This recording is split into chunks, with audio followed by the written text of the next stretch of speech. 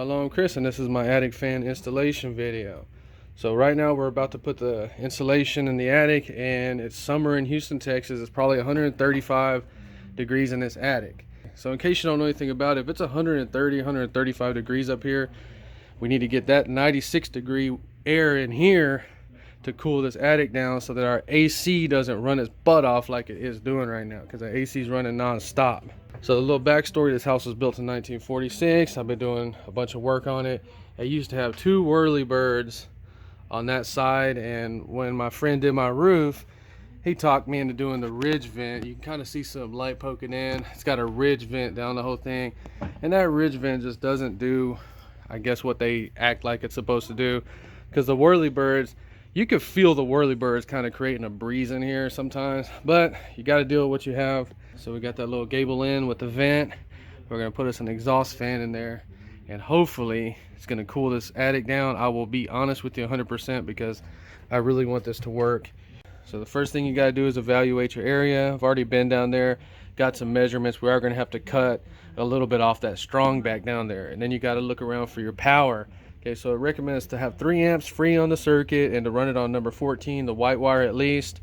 But we're going to go ahead and try to find the number 12, 20 amp circuit to run this fan, and we're going to have to run a wire to it. So this is the fan that I bought from Home Depot. Pay attention to numbers like this so you don't get one that's too small. I'll buy stuff like this from Home Depot because if it ever breaks, quits working, I go back with my receipt, show it to them, and a lot of times, almost every time, they will just give you a brand new product. So it was $89 plus tax in Houston, Texas. Let's check it out. All right.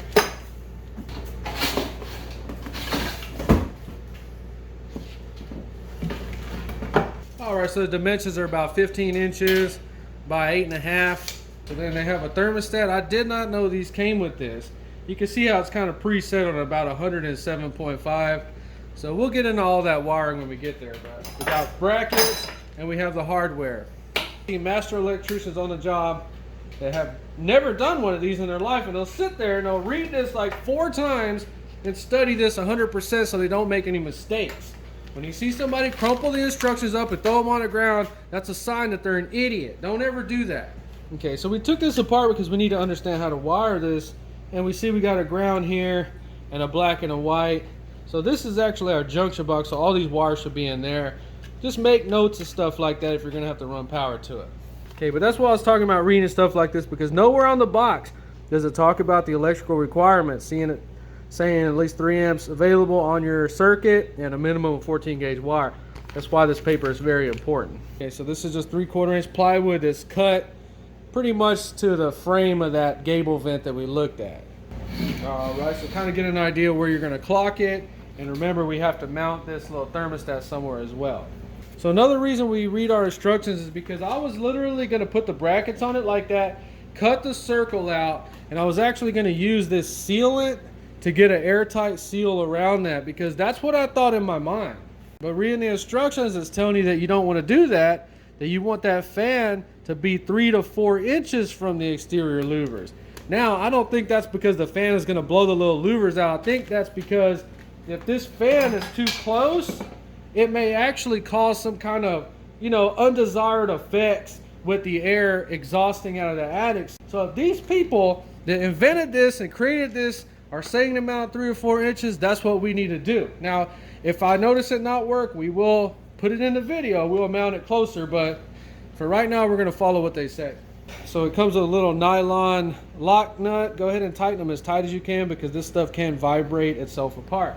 So the brackets pretty much only go on one way. They want to hit like this, so I'm going to mount them on the inside. So I was watching some videos where people were trying to wire this up on the table and the bench to get the direction correct. I would avoid that till we're in the attic, because if you get this fan spinning this way and you touch it, this blade right here is going to take a big nasty chunk out, or you're going to have to go to the hospital, or it's either going to cut your finger off. This is a very dangerous blade. I would avoid doing anything on the table. Wait till we get it installed. Whenever you're doing these, get a little backer on them and just tighten them as tight as you can get them. Okay, so we got our tools ready and we got everything ready to cut. Let's talk about what we're going to do. So when we first looked at it, there's a strong back in the attic. Imagine that's a 2x6.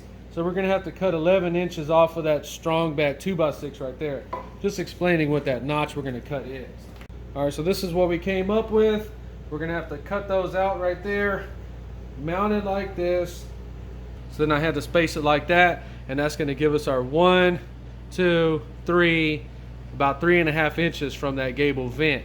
You know, I know there's people that think they know everything on YouTube. They're gonna say, dude, that just completely defeats the purpose. Why even buy the fan in the first place? Well, that's what the manufacturer says, so why don't you freaking look them up and ask them? I don't know. We're just gonna do it like they said. And if it doesn't work, I'll let you know. Okay, so I took some little measurements here and there just to make sure that the fan is sitting 100% square. Our little thermostat is gonna be mounted right here. And then of course, when this is done, we'll just go run some screws in that frame around that gable vent. Let's go ahead and run through getting this done.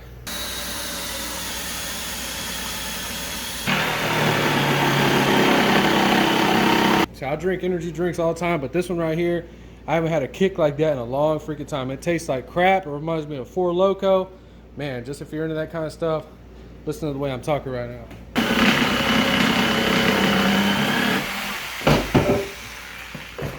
Okay, so when you cut that out, always save this piece. Sometimes you can sell this for $10. We all have those people in our lives. As soon as I get around to it, not everybody has heard this joke. You write to it on it, and you save this in the back of your truck or car until that one perfect moment. You run out there and get it. Here's your round to it. Do it. So that's Chris Craft's tip of the day in case you don't know that. Now be careful. I have had people try to fight me whenever you give them one this big in front of a lot of people at work. So be careful. All right, so we just cut these two out.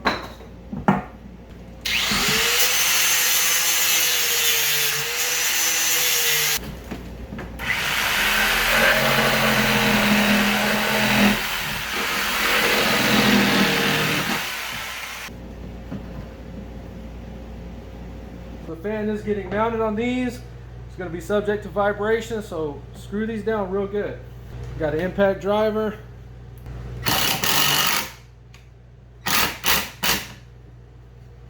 Okay, so when you're a DIY guy or girl, you still need to do things at a certain level. These are construction screws. This is a fan. It's permanently going into our house. So at least try to put one construction screw holding this thing all together. So I have every size of drywall screws, and I use them too in projects. We got 3 holes per bracket. We're just going to use these just to start it and get it in place at first.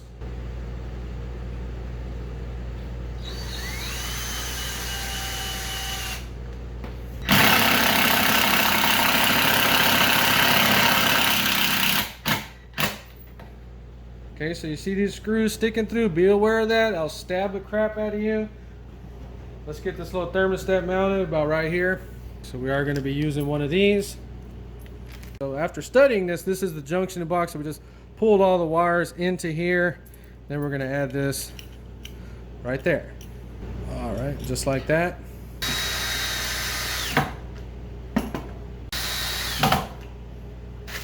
So you see how it looks on that side. We got our 3 to 4 inches of gap between the fan and the louvers. Thermostat mounted. Got our little clamp connector on there ready.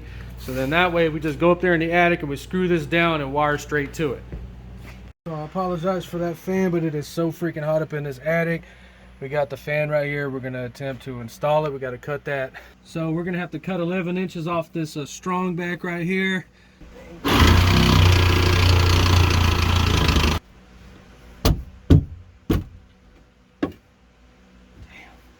See if it fits. Moment of truth.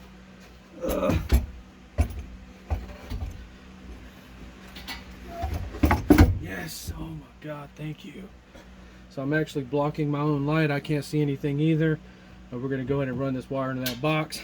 So we got our wire. Get this thing prepped and ready. You know, I actually have people on my YouTube channel that are like, "You're not a licensed electrician." Well, bro, I wanted to be one. I studied everything. And then I realized I didn't want to be up in attics like I am right now at 120 degrees wiring things up like this because there's no power in the house. I did study it. I know master electricians, but I just don't want to do it for a living. I do something else. Okay, just snug it in there where it doesn't move. And we're going to staple this back. Let's go ahead and strip these bags just a little bit. Whenever you're connecting a 12 wire, there's really nothing you can do. Just screw one of these down. It'll be fine. Okay. We're just gonna wrap it around like this just to bump it and just see it's going the right direction. It should be. And then we're going to ground it right here. Okay, so on your strippers, these little holes in it are to bend wire. Always bend it in the direction you're gonna turn it, like that. There we go, perfect. Get it in there. Tight, real tight. So we got to go back down and get more of these, but we got to just wrap it around so we can just bump it and make sure the fan is spinning in the right direction. So I drew an arrow on the fan so we know what direction it needs to spin. So I was watching some videos where people were checking it to make sure it was spinning in the right direction. I wired it black to black, and if you wire it like that, it should spin in the correct direction. There we go. Oh my God, within seconds I can feel it so much. Oh my God, dude. It feels so much better in here. Look at me right now, man. You watch these videos, and this is what you're gonna look like if you do your attic fan. Okay, so the fan's actually not even screwed down. There's no vibration. It passes the test. Let's go ahead and do the final hookup on this thing. Okay, so now we can just line it up with the frame right here. Got our construction screws.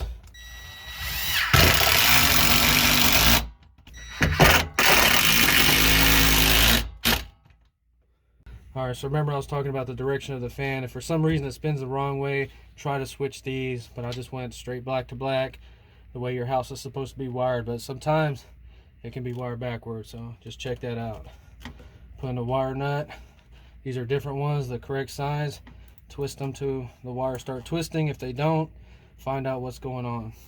So we got the wire nuts all on there correctly. You could take some electrical tape and wrap the black, the hot wires, if you feel like. Wrap them all, whatever you feel like you need to do. This fan does kind of vibrate a little bit. The white doesn't have to be wrapped up, but if you feel like you need to, do it. I'll just kind of neatly tuck these in here. Okay, cover back on. It'll snap in place. There we go.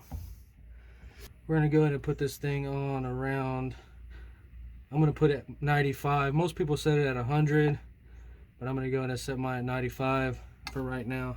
You see how we got the wire coming in, it's tightened right there. Everything looks good, everything's working. You see how hot and sweaty I am? This is what you're gonna look like when you do this. It's probably 120, 125 degrees up here right now. Let's turn that fan on and see if it makes a difference. All right, so I mean, just with that fan on like that, I can literally feel the breeze. I can feel air coming in from this side and on that side. And I swear, God is my witness, the temperature in this attic is nothing compared to what it was at first. It took me about 2 hours to do everything, but I do have the tools laying around right now, so maybe 3 to 4 hours. But there was nothing difficult about building that, wiring it up. It all went together just the way it was supposed to, and I love it. But I'm telling you right now, I love it, man. It was worth every penny. I should have done that in the wintertime. I don't know why people wait. Well, I do know why. Because it was cold, and now it's hot, so you're doing all this at the last minute like a freaking idiot like I just did. I think that ridge vent is a freaking scam, and almost every single home has it on. I was looking at mine, and mine literally goes from one side of the roof all the way to the other side, and I can't even feel any air. I don't even feel nothing coming in through that ridge vent. I know we have the windows open, but it should at least be blowing something through it. So I'm real happy I bought it, and real happy I got it installed. Only took me about 2 hours, so I'd say about 2 to 4 hours for the average person, but worked out 100%. Nothing bad to say about it. If you enjoyed this video, please like and subscribe. Thanks for watching.